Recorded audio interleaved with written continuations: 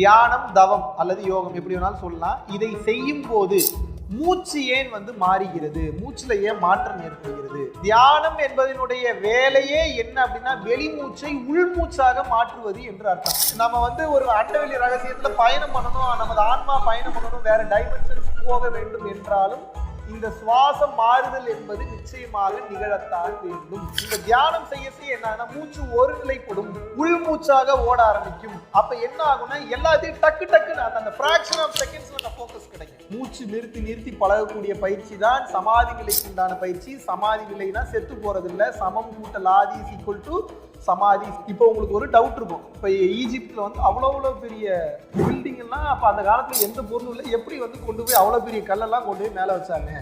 ராஜராஜ சோழன் இப்பேற்பட்ட குடைவரை கோயில்களை கட்டினா இப்படி செஞ்சாங்க. அது யோசிக்கவே முடியும், இந்த அறிவுல யோசிக்க முடியாது. ராஜராஜ சோழன் என்பவன் சோழ வம்சத்தில் இருந்தவர்கள் மாபெரும் ஞானிகள், சக்தி மிக்க ஞானிகள், ஆற்றல் பெற்றவர்கள், மூச்சை நிறுத்தி பழகியவர்கள், ஞானத்தில் ஜொலித்தவர்கள், ஞானத்தில் உச்சகட்ட நிலைக்கு போனவர்கள். அவர்களது மக்களுக்கு இந்த ஞானத்தை அந்த குருகுலத்தின் வாயிலாக அவர்கள் சொல்லி கொடுத்தார்கள்.